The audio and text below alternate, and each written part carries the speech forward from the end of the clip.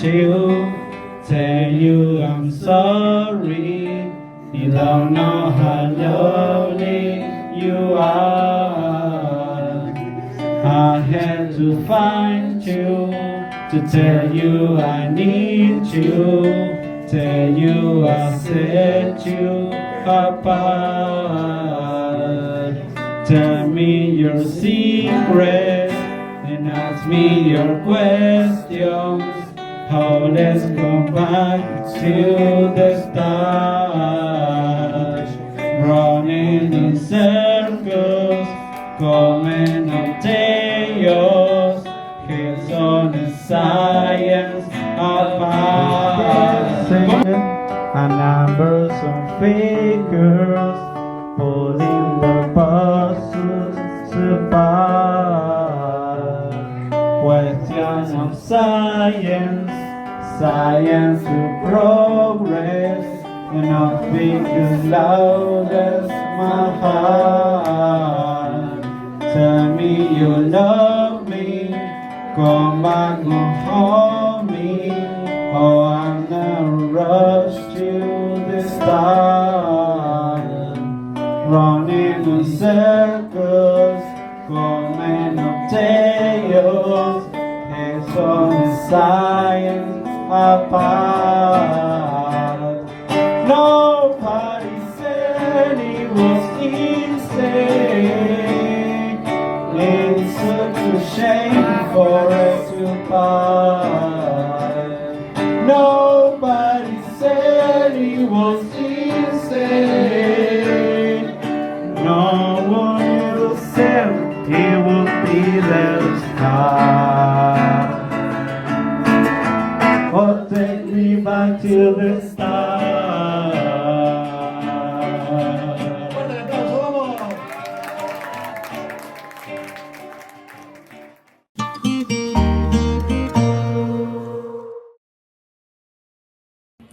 ¿Qué tal? Mi nombre es Javier Carvajal, soy psicólogo clínico infanto-juvenil.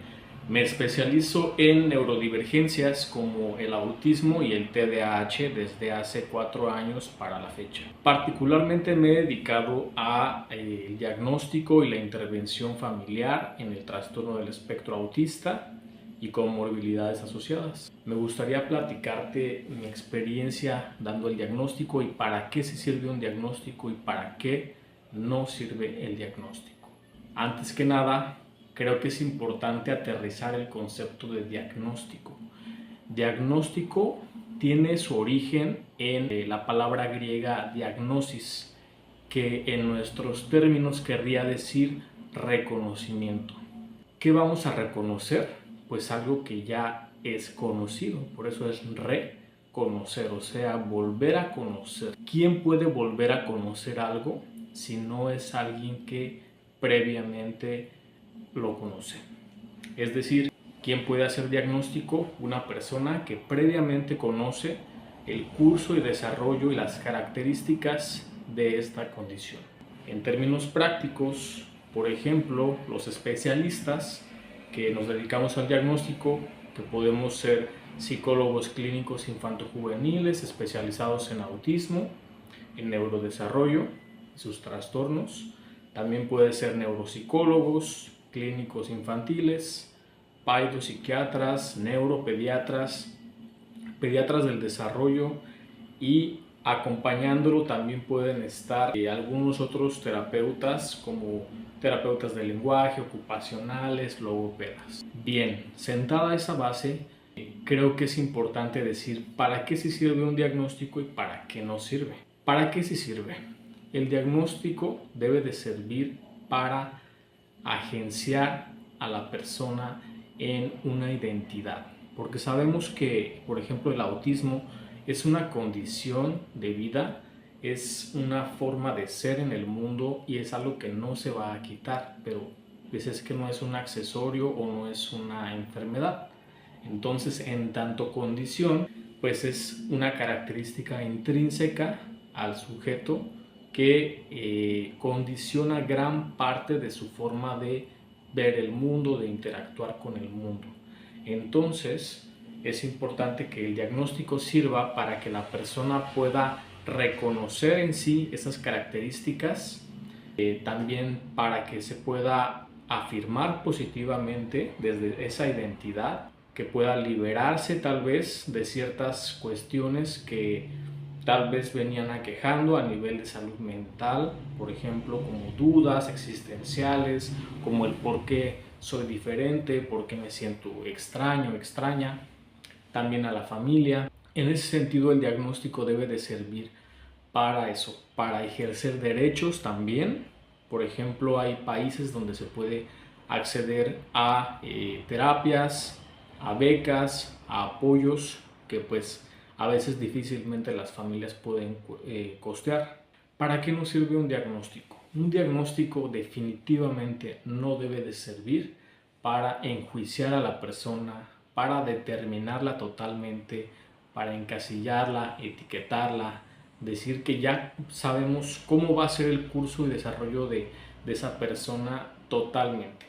Podemos saber cómo es el curso general de la condición, pero lo que esa persona haga con su vida y con su diagnóstico, pues es único.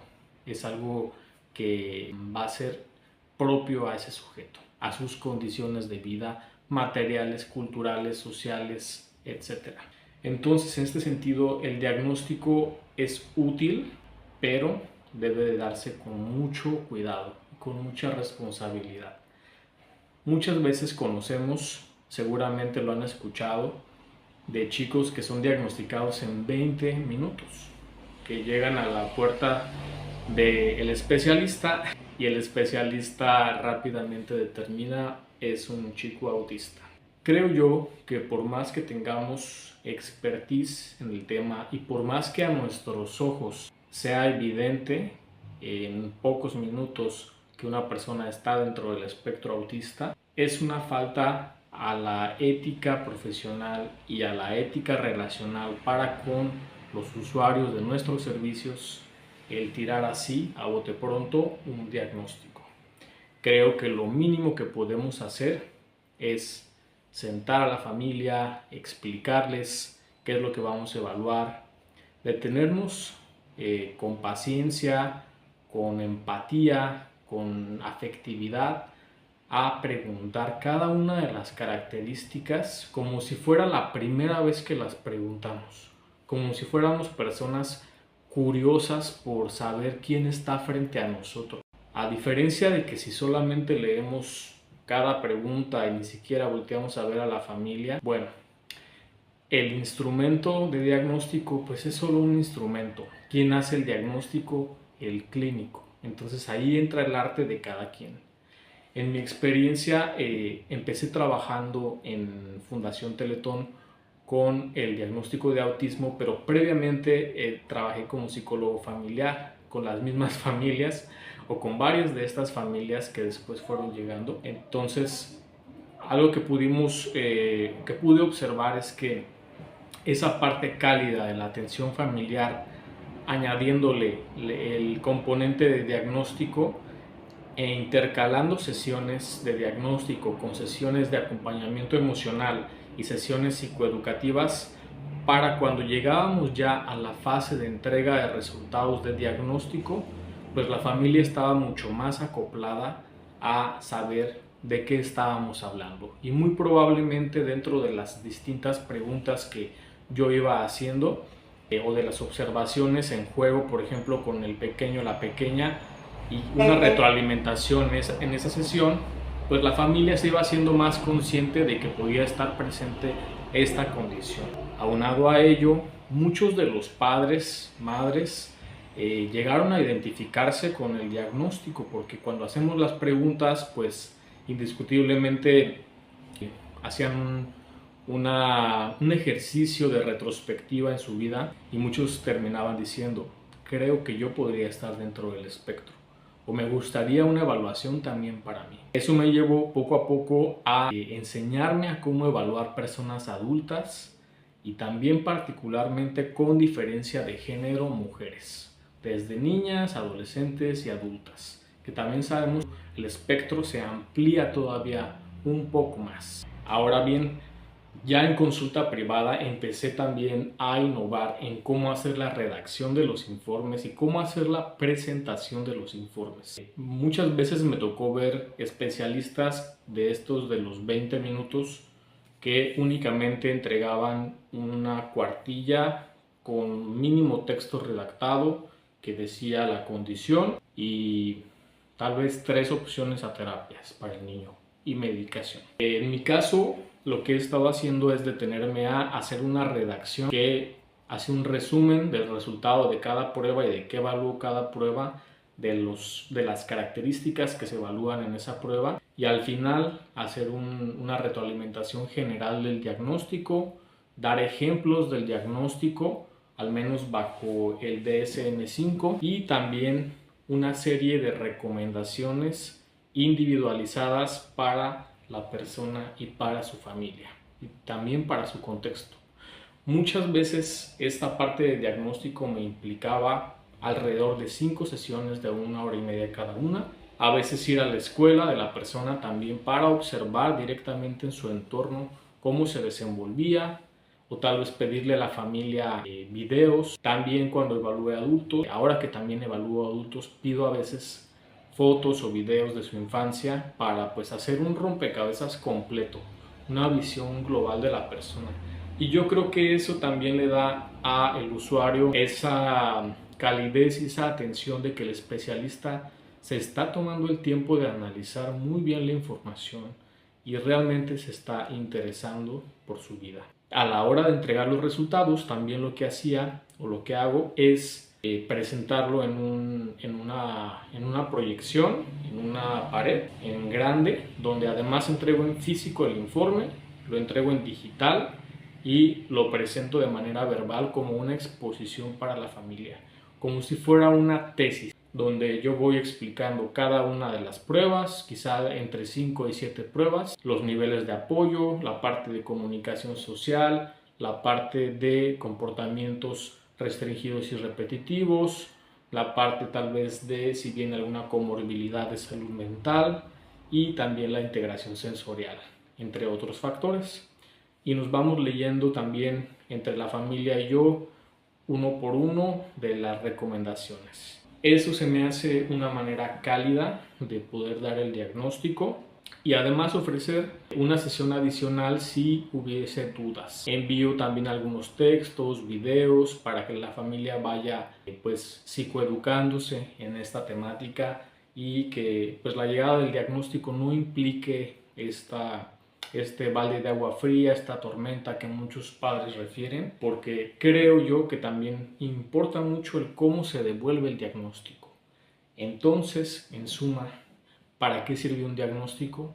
Para liberar, para ese agenciamiento identitario, político en la vida y una forma de existir y decir, hay una explicación de por qué soy como soy y la puedo compartir de manera responsable con quien yo así lo considere, con quien en confianza me sienta y poder tener los apoyos que voy a requerir en mi vida. ¿Para qué no sirve un diagnóstico? Definitivamente no sirve para enjuiciar a la persona. Ese es uno de los aprendizajes que yo me he llevado y que quisiera compartir, porque creo que es importante que tú, especialista o persona que te dedicas al diagnóstico, sepas que siempre hay frente a ti una persona, una familia que probablemente no sabe lo que tú sabes y a la hora de recibir la información no cuenta con ese mismo bagaje que podría darle una neutralidad o una frialdad, tal vez como tú lo estás tomando.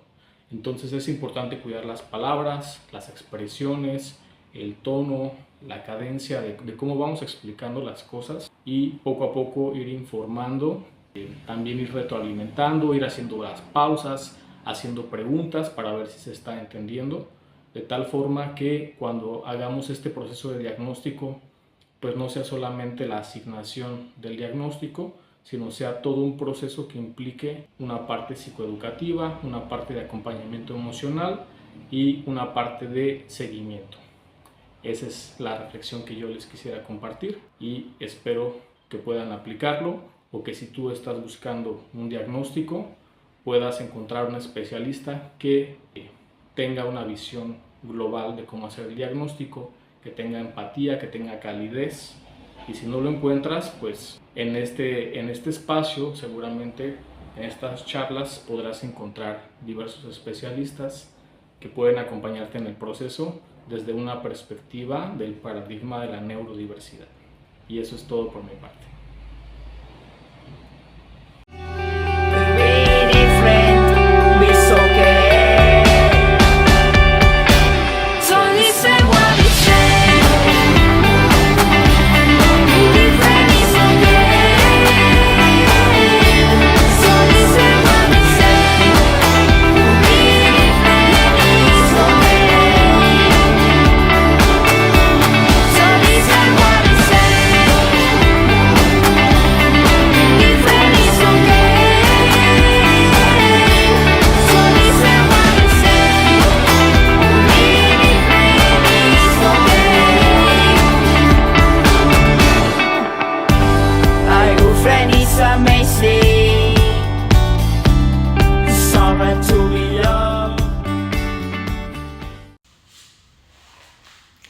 Hola, este video está dedicado especialmente a padres y madres valientes que han tenido la dicha, como yo, de tener hijos o hijas neurodivergentes.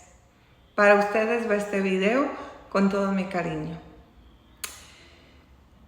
En el 2003 decían que de cada 850 nacimientos, uno venía con autismo. Luego para el 2006 decían que de cada 600 nacimientos, uno vendría con autismo. Pues, ¿qué crees? Me saqué la lotería. Me tocaron a mí esos dos niños. Fue lo más increíble que te puedas imaginar. Viendo en perspectiva hacia atrás todo lo que me ha pasado. Al principio no esperábamos ninguno de los dos, el padre de mis hijos y yo, un niño con síndrome Down, que tuviera autismo y que no pudiera hablar. Y pensamos que sería bueno tener otro hermanito, ¿verdad? Pues para tener ese respaldo que al final uno pide cuando es mamá o papá, de que si ya no vamos a estar aquí, bueno, el hermano lo cuide. Pues, ¿qué crees? En el 2006 nace mi hijo Jack y a los 3 años recibe el diagnóstico de autista.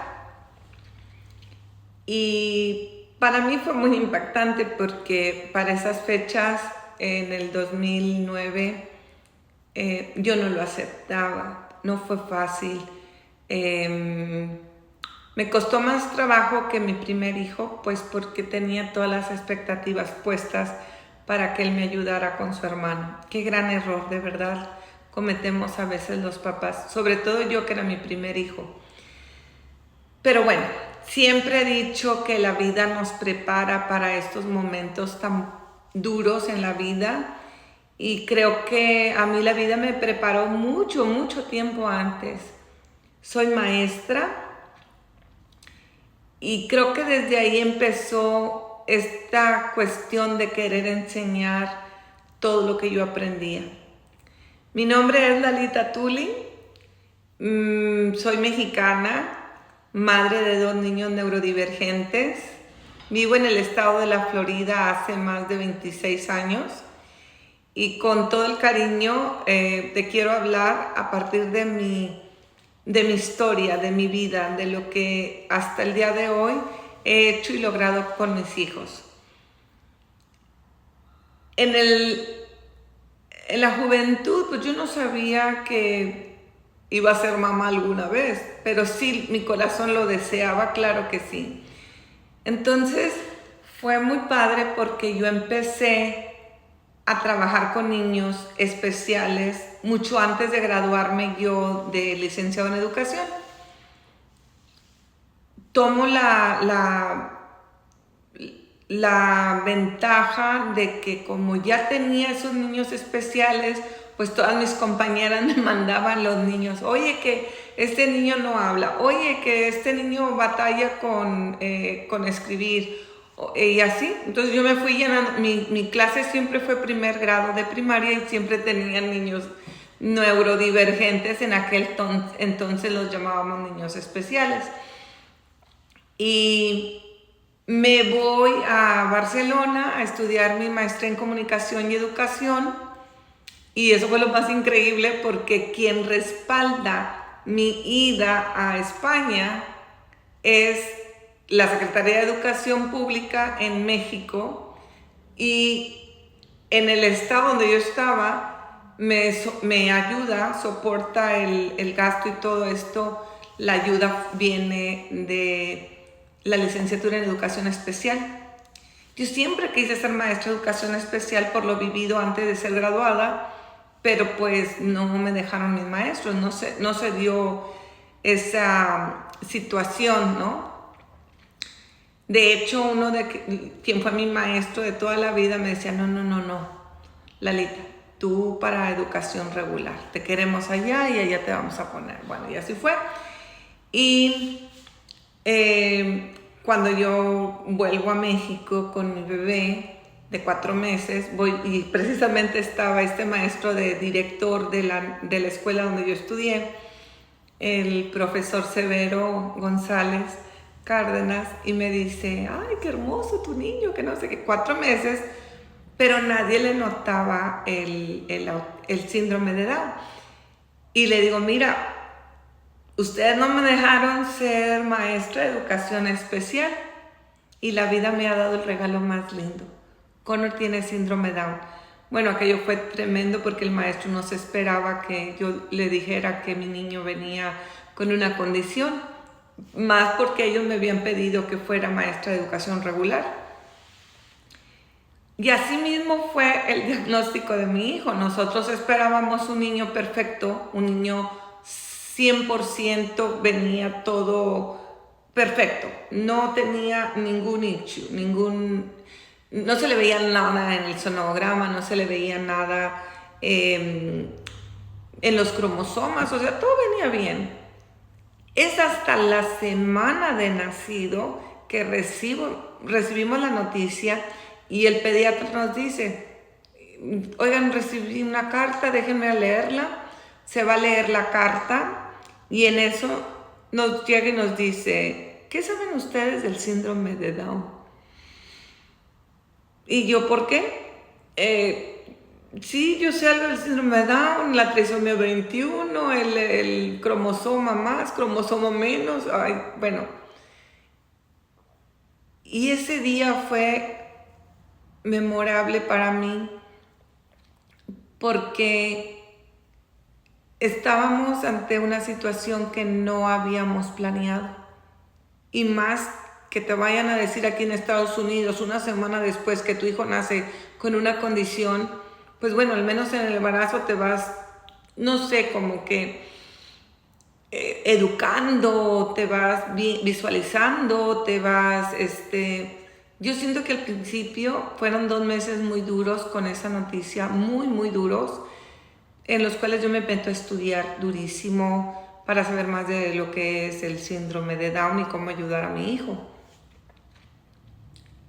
Y en un momento recibimos una carta preciosa, venía del genetista, él es búlgaro, es el doctor, una eminencia en genética aquí en donde yo vivo, en el condado de Hillsborough, y decía la carta del doctor Boris Krusov.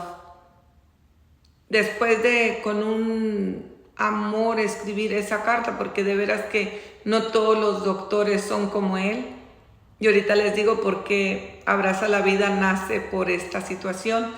Y el doctor Krusov escribe que síndrome Down, que trisomía 21, bla, bla, bla. Y al final, ya casi para firmar la carta, escribe que lo más importante para que Connor siga adelante, lo cual es esencial en niños especiales, es que el papá y la mamá sigan creciendo en su amor y entregando eso mismo a su bebé.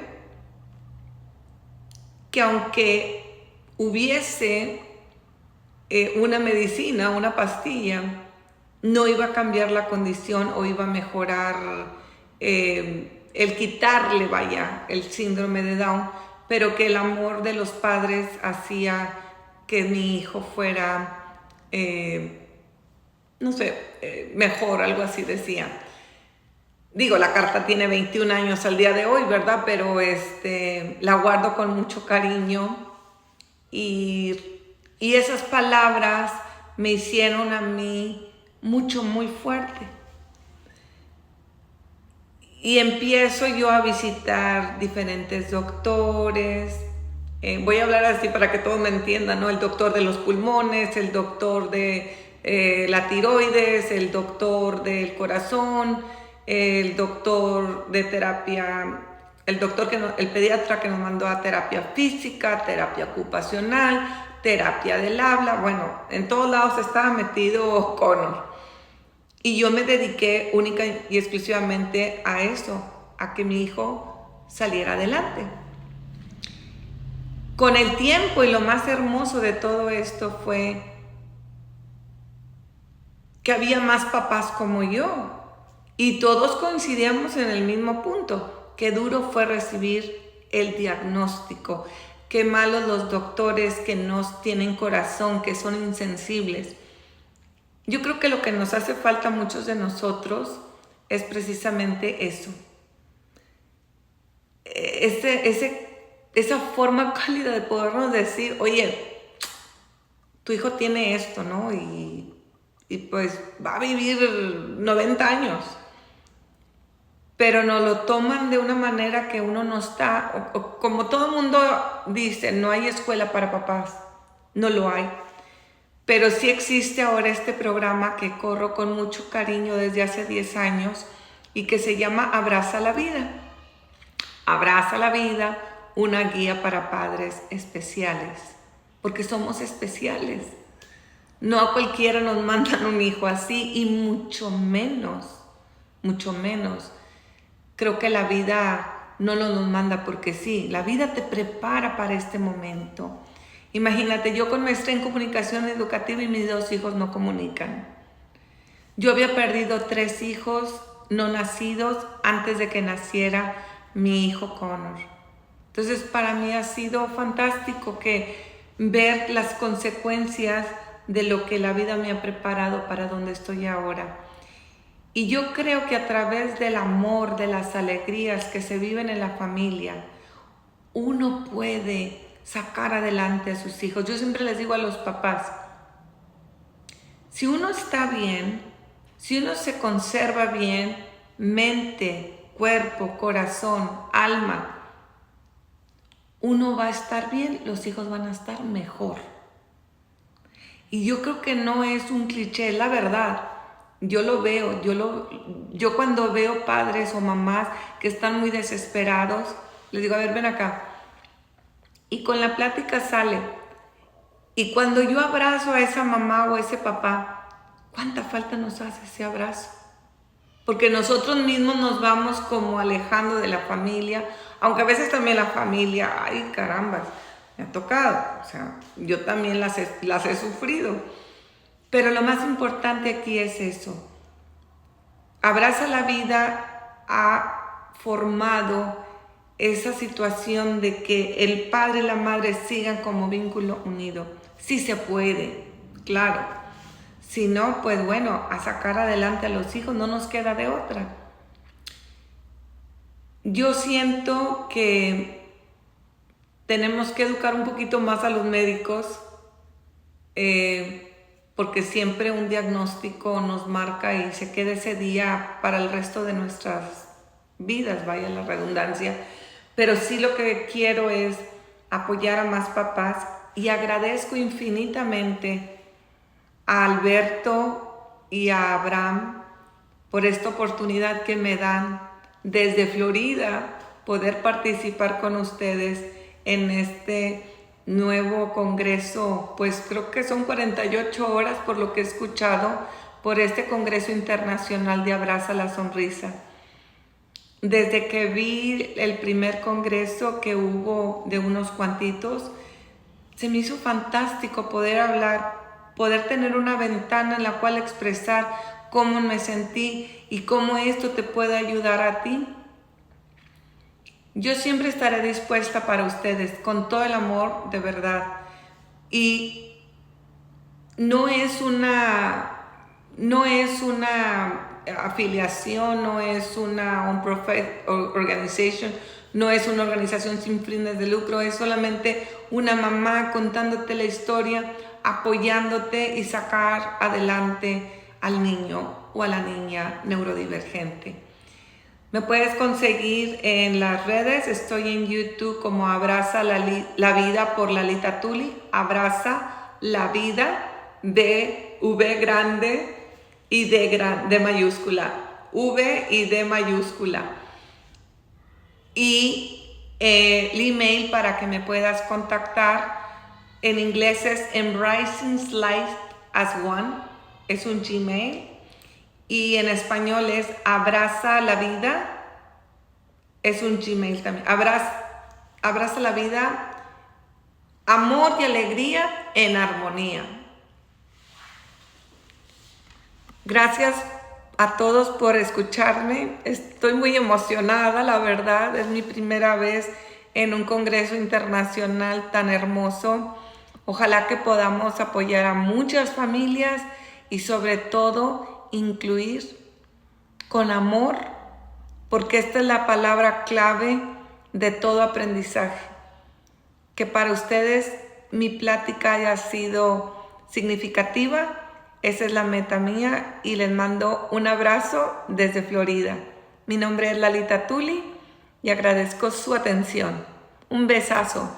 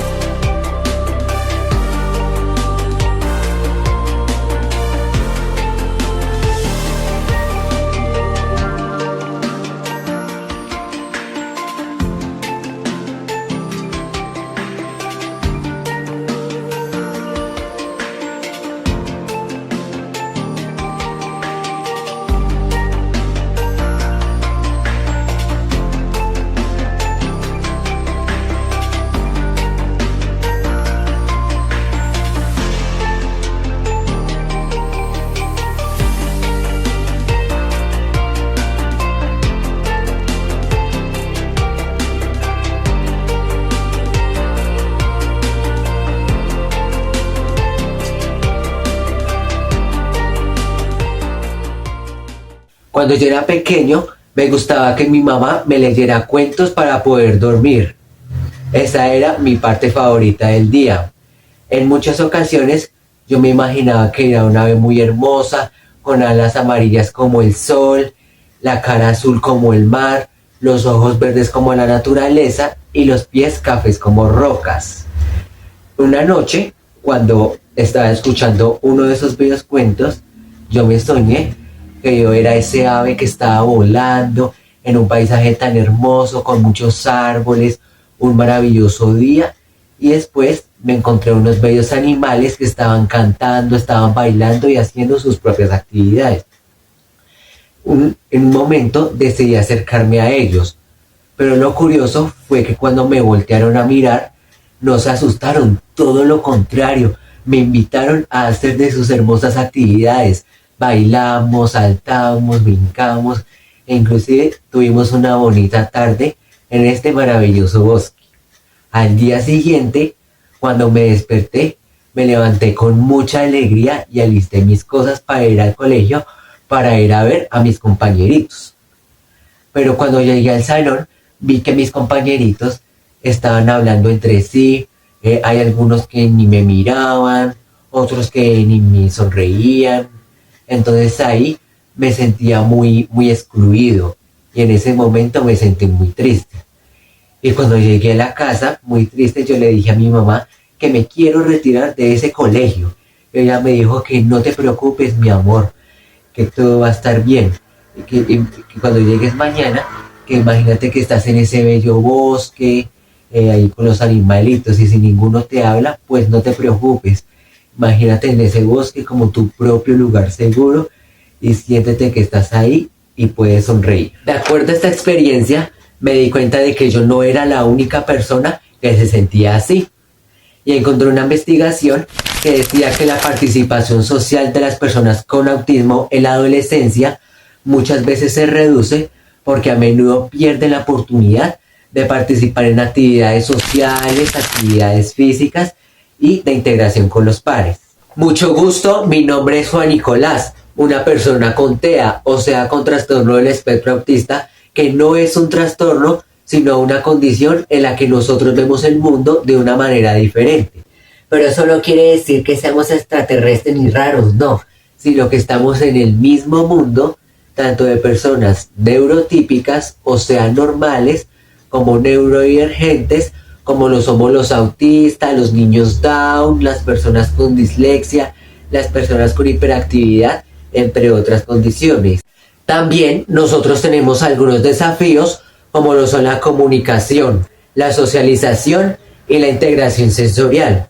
Y a lo que ustedes le llaman gustos restringidos, nosotros le llamamos pasiones o hobbies. Dentro de mis pasiones está el gusto por los idiomas, en este caso estoy aprendiendo portugués, me gusta la natación y me gustan lo que son las placas de los medios de transporte, la cual me gusta verle sus letras y sus números porque me generan una sensación de tranquilidad, alegría y me desestresa. Desde muy pequeño me han apasionado los números. Para esto me aprendí las tablas de multiplicar fácilmente antes de que pudiera hablar a través de videos de cantos y divertidos, y también logré memorizarme el calendario rápidamente, logrando ubicar cualquier fecha sin tener que verlo. Además, para mí, cada número tiene un significado diferente de acuerdo a su forma y a su ubicación. Como por ejemplo, imagínense en el número 638. Para mí tiene un significado, pero si lo invertimos, queda 836. Entonces me da otro significado. Me pasa que al ver los medios de transporte, muchas de las placas me quedan grabadas en la mente. Y cuando las vuelvo a ver, recuerdo el día, la hora, con quién estuve y la actividad que estaba realizando. Muchas personas piensan que esto es una obsesión, pero para mí es una pasión. Y yo encontré en ellas una manera de expresar. Sé que no es un gusto muy común el de las placas de los medios de transporte. Para ello, yo quise utilizar una manera en que los demás me pudieran entender, y es a través de la pintura. En ella encontré la oportunidad de expresar mis pensamientos y mostrar cómo cada número me genera un sentimiento y una sensación de alegría y tranquilidad, y siento que me describe y me conecta con la sociedad.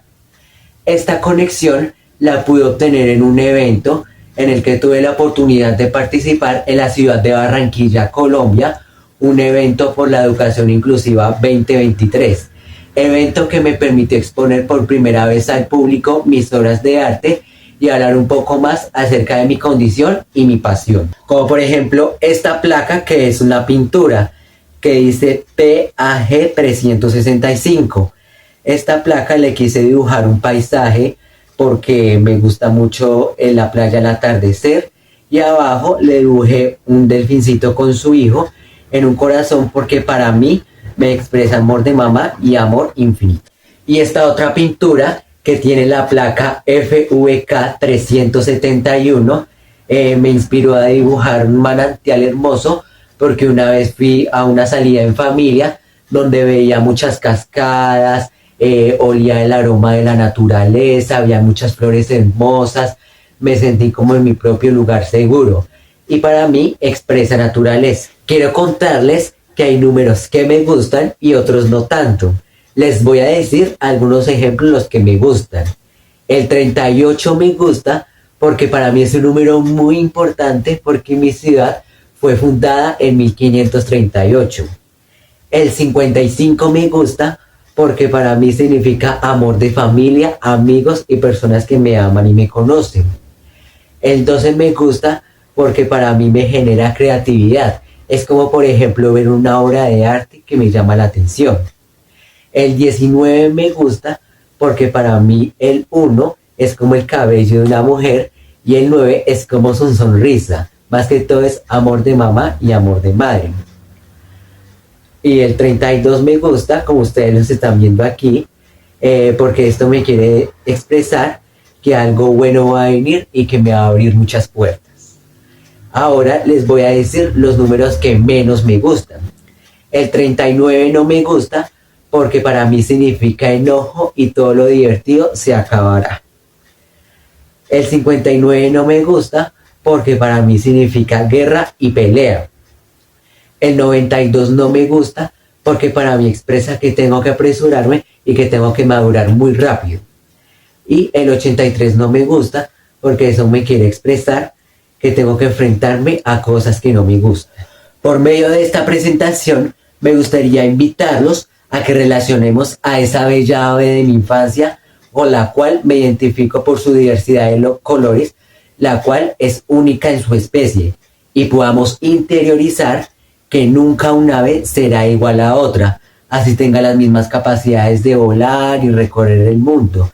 Cada una la hará a su propia manera. Considero que son importantes algunos aspectos socioemocionales para que cada persona neurodivergente, bien sea pequeña, adolescente o adulta, pueda ser parte de una comunidad y su desarrollo individual.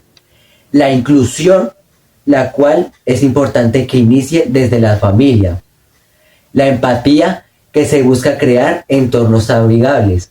Y la creación de habilidades para que podamos participar y sentirnos integrados por la sociedad. Hay una cita que me pareció muy importante de Marie Curie, quien ganó 2 premios Nobel, uno en física y uno en química. Nadie puede construir un mundo mejor sin mejorar a las personas. Cada uno debe trabajar para su propia mejora.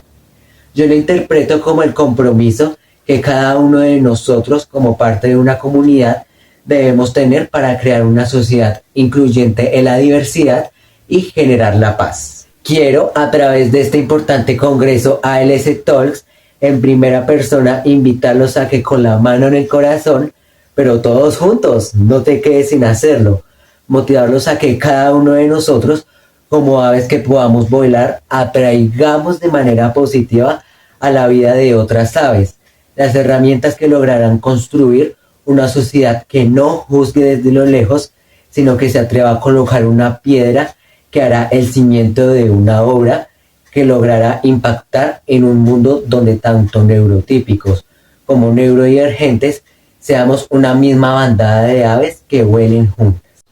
Y no olviden, las personas, al igual que las aves, son diferentes en su vuelo, pero iguales es un derecho a volar. Agradezco la oportunidad de poder participar en este congreso de Abraza la Sonrisa. Ustedes me pueden encontrar en mis redes, en Instagram, Facebook y TikTok como juanchopilo.tea. Y recuerden sonreír, porque Juancho pilotea tu corazón. Muchas gracias.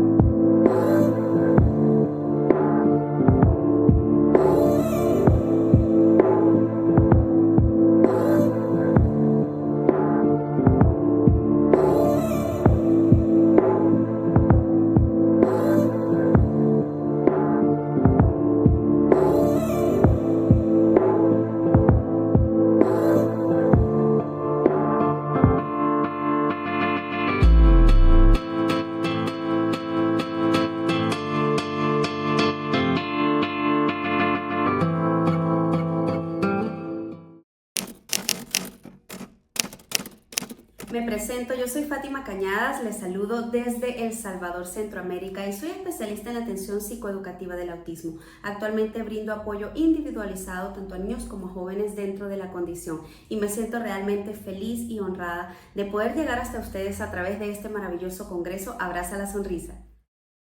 Algunas personas cuando escuchan la palabra autismo automáticamente la relacionan con retos, con limitaciones, con barreras y no. Hoy estoy acá porque quiero que le demos un giro a esta perspectiva, centrándonos en la relevancia que tiene el apoyo adecuado en cada una de las etapas de nuestros chicos. Así que sin más preámbulos me van a acompañar a hacer un pequeño recorrido en este viaje llamado autismo donde todos podemos hacer la diferencia. Y en este sentido es importante entender que muchas de las familias reciben el diagnóstico en la etapa de la infancia justamente. Y este es un momento en el que por supuesto pueden aparecer ciertas dudas, inquietudes, tratar de entender cuál es el camino que deben tomar, cuáles son los profesionales que los deben apoyar. Pero lo más importante también es saber que cuanto antes comencemos a intervenir, más oportunidades le vamos a poder brindar a nuestros chicos para desarrollar al máximo su potencial. Y es que la intervención temprana no busca cambiar quiénes son, sino por el contrario, potenciar precisamente esas habilidades, su lenguaje, su comunicación, la socialización, la independencia, entre otras áreas que son la base para ese desenvolvimiento futuro. Intervenir a tiempo definitivamente es abrir puertas, pero no podemos dejar a un lado esa parte de la población autista que ha recibido o recibe sus diagnósticos de manera tardía en la etapa de la adultez.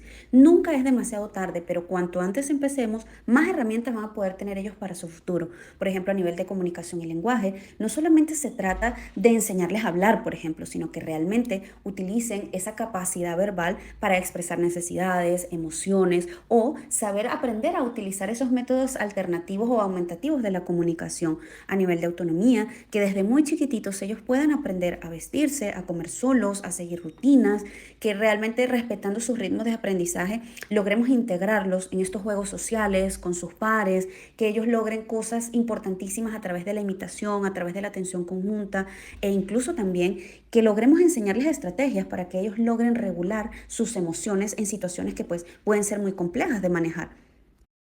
Si analizamos de manera profunda, hoy en día la verdad es que nuestros chicos en edades tempranas pueden llegar a contar con una gran cantidad de apoyo. Muchas de las terapias, muchas de las intervenciones están centrados justamente en la infancia, pero también debemos aprovechar y entender que el abordaje dentro del autismo va más allá de las terapias, que las familias cumplen un rol fundamental, que realmente es importantísimo trabajar en equipo, involucrar a los colegios, a las instituciones y a esos otros entornos de los cuales nuestros chicos posiblemente van a ser parte. La verdad es que los padres de familia pueden hacer un trabajo maravilloso desde sus hogares y complementar el apoyo extra que posiblemente van a necesitar nuestros chicos, siempre con ese enfoque hacia la independencia, hacia la autonomía, integrarlos desde edades tempranas en esas actividades cotidianas realmente suma en esas áreas que son base, por ejemplo a nivel de motricidad fina, de motricidad gruesa. Es bastante esperado que muchos de nuestros padres al recibir pues este diagnóstico se genere como una sobreprotección y entonces intentamos como darle respuesta a todas las necesidades de nuestros chicos, pero no les damos la oportunidad de que ellos participen y créanme que incluso en aquellos casos más complejos de mayor dependencia pueden llegar a lograr potenciar al máximo muchas de sus habilidades, muchas de sus capacidades y pues los vamos a ir acompañando en sus retos y desafíos, pero debemos darles realmente como ese espacio donde de pronto sí se puedan equivocar, pero que ellos poco a poco vayan aprendiendo y vayan mejorando en estas habilidades que realmente son la base para muchas cosas en la vida. Recordemos que es la práctica lo que nos ayuda a desenvolvernos mejor en alguna actividad, en alguna etapa o área de nuestra vida en general. Con los padres de familia con los que yo trabajo suelo sugerirles que tenemos que exponer a nuestros chicos y utilizo la palabra exponer de una manera totalmente positiva, con la intención de motivarlos porque muchas veces he observado temor de exponerlos a ciertas situaciones sociales, no tanto porque sus hijos no sean capaces, sino por esa reacción de la sociedad. Y siento que si juntos trabajamos en equipo, realmente vamos a poder lograr que poco a poco, y tomando eso sí en consideración y respetando siempre desde su perfil sensorial, sus niveles de tolerancia, sus procesos y ritmos de aprendizaje, vamos a lograr que realmente ellos sean parte de estos espacios de su entorno como el derecho que tienen, como cualquier otro niño a su alrededor. Pero esto es un trabajo de hormiguita, un trabajo de paciencia y sobre todo un trabajo de constancia, en donde papá y mamá tienen un gran peso en esto y también nosotros de manera externa como terapeutas o maestros de aula, realmente también podemos aportar y sumar a esto. Y acá es donde enlazamos con la etapa de la adolescencia, esa que también nos va a permitir seguirlos preparando para la vida, porque la verdad es que la adolescencia es también una oportunidad para reforzar su autonomía y no para limitarla, y el hecho también de saber que prepararlos hoy es garantizarles un mejor mañana. Y acá quisiera invitar a todos esos padres de familia e incluso colegas y profesionales del área para saber aprovechar esta etapa de la vida, que si bien se acompaña de ciertos retos y desafíos propios de la etapa en sí, de las nuevas expectativas, de los cambios físicos, entre otras cosas que también debemos apoyar y saber orientar a nuestros chicos, también es importantísimo que nos centremos en ciertas actividades para la vida, en donde en mi experiencia es donde muchas veces observo debilidades, como por ejemplo nuestros chicos llegan a esta etapa de la adolescencia, no quiero generalizar porque sabemos que no siempre pasa en todos los casos como tal, pero por ejemplo en cuanto al manejo del dinero, que ellos aprendan a hacer compras, a utilizar el transporte público, incluso hoy en día a saber utilizar aplicaciones, por ejemplo, para pedir comida, porque realmente aislarlos de todo esto es también restarles a ellos independencia y autonomía. Es sumamente necesario que ellos, por ejemplo, memoricen el número de teléfono de mamá o de papá en caso de emergencia, saber qué hacer, saber cómo actuar o cómo reaccionar. Por ejemplo, si alguien llega, un desconocido, y toca la puerta de la casa, saber que no se debe abrir la puerta, cosas como esas, realmente en esta etapa es fundamental trabajarlo. Así como también es de suma importancia hacer un énfasis en la regulación emocional. Necesitamos que nuestros chicos aprendan a identificar emociones, a comunicarlas, a saber interpretar esos mensajes verbales y no verbales que reciben de las personas de su entorno. También debemos ampliar esas oportunidades de inclusión, y esto debemos hacerlo desde la individualidad y tomando muy en cuenta sus intereses, que en ocasiones no necesariamente va a ser hacia un deporte, pero si tiene el interés y la habilidad, por supuesto, vamos a aprovecharla, pero también explorar otras áreas como por ejemplo el arte, actividades recreativas, esas experiencias fuera del entorno familiar que realmente van a sumar en su desenvolvimiento social también. Si nuestro chico logra encontrar ese espacio, por ejemplo, un club donde pueda conversar sobre los planetas, esto realmente para él le va a brindar seguridad y confianza, y los retos y desafíos, la ansiedad, el estrés va a disminuir considerablemente porque se va a sentir en un espacio seguro, en un espacio donde puede hablar de sus intereses sin ser juzgado, no importa la cantidad de veces que repita esta información, porque van a haber otras personas igual o más interesadas que él en este tema. Entonces acá realmente tenemos que analizar quién es nuestro chico, qué es lo que le gusta. Y acá vuelvo y reitero, incluso en aquellos casos de mayor necesidad de apoyo, podemos aprender a identificar cuál es esa cualidad que nuestro chico puede utilizar para un desenvolvimiento social, para realmente potenciar e incluso con una visión a futuro, que ellos puedan aprender alguna habilidad que les va a permitir generar un ingreso. Conozco un caso de unos hermanos que se encuentran en España, ellos son venezolanos, y la verdad es que me encanta la forma como su mamá ha sido tan constante, tan insistente con ellos, y a pesar del nivel de compromiso que tienen ambos, han logrado desarrollar un emprendimiento hermosísimo en el que los dos tienen participación y elaboran pulseritas, hacen llaveritos, realmente este tipo de actividades son de suma importancia, y esto lo van a lograr nuestros chicos en la medida que nosotros realmente nos demos la tarea de explorar y de profundizar en esos intereses, en esas habilidades, porque no muchas veces es tan visible, no muchas veces es tan sencillo de identificar como otros de nuestros chicos, de quienes podemos escuchar de manera frecuente algún tema puntual o alguna habilidad como dibujar, por ejemplo. Pero todos tienen algo que aportar, todos tienen esa luz y todos son capaces de brillar en este mundo. Y seguimos avanzando y de pronto nos damos cuenta que ya nuestro chico no es un niño, que ya no es un adolescente, porque sabemos que el autismo no termina en la niñez. Y entonces avanzamos hacia la etapa de la adultez, del máximo de independencia. Y acá es donde deberíamos hacernos la pregunta, ¿estamos realmente preparados para darles un futuro? Aquí hemos llegado a un punto clave. O sea, ¿qué pasa cuando nuestros chicos crecen? ¿Qué va a ser de ellos? ¿Qué van a lograr? ¿Realmente ellos están preparados también para enfrentar a la sociedad, para enfrentar todas las situaciones, los retos y los desafíos que pudieran aparecer en esta etapa? Realmente nosotros hicimos como ese trabajo sólido en las etapas anteriores para que nuestro chico lo logre, para que sean lo más independientes posible. Y acá hay algo bien importante que también tenemos que tener en cuenta, y es que la mayoría de los apoyos se centran en la infancia, pero en la adultez las oportunidades disminuyen drásticamente. ¿Y dónde quedan entonces toda esa parte de la población autista que recibe un diagnóstico tardío, que recibe un diagnóstico en la adultez después de los 30, después de los 40 incluso? ¿Qué va a ser de nuestros chicos si estos apoyos han disminuido? Entonces hoy mi invitación es para que todos los profesionales que puedan estar viendo este mensaje, este video, realmente tratemos de sumar más en esa etapa etapa de la adultez, porque es que realmente nos necesitan. Recordando que todo este recorrido que he hecho junto a ustedes desde la etapa de la intervención temprana hasta llegar acá, muchos de nuestros chicos no tuvieron esa oportunidad por las razones que sean, porque en años pasados pues se sabía poco de autismo, habíamos pocos profesionales formados en el área, pero ellos también tienen el derecho, no importa la edad que tengan, de seguir aprendiendo, de seguir sumando y de seguir mejorando sus habilidades a nivel general.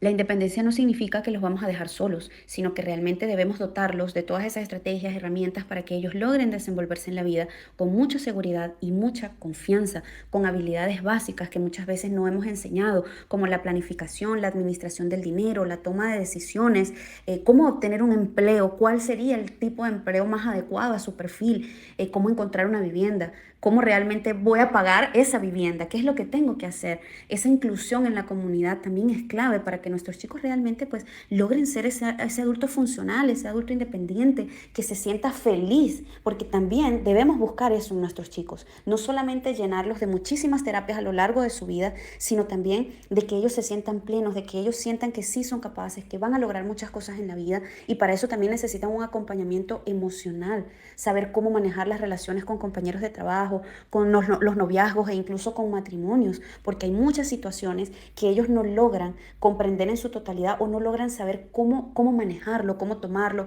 cómo reaccionar ante ciertas situaciones de la vida. Entonces, realmente es muy importante este mensaje y que cada vez seamos más los que nos sumemos en el apoyo a los adultos. Este viaje de oportunidades no solamente depende de las familias, de los educadores, de los psicólogos, de los terapeutas, también depende de ti, de mí y de todos, porque es que la sociedad juega un papel fundamental en la inclusión. El autismo no es un tema exclusivo de quienes lo viven de cerca, es un tema para todos, porque al final cada pequeño acto de inclusión va a sumar. Y finalmente me despido motivándolos a que hagamos de este mundo un lugar donde el autismo sea esa oportunidad de descubrir nuevas formas de ver la vida. Yo soy Fátima Cañadas y pueden encontrarme en mis redes sociales como Tu Maestra a Domicilio. Yo estaré encantada de brindarles todo mi apoyo.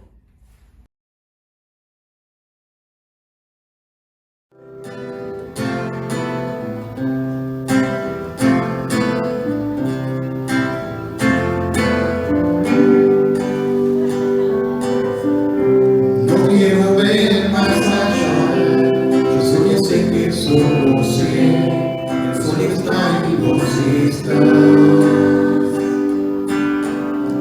El viento sopla nada más, la luz se filtra en tu oscuridad, pero el amor está igual. A ver, que no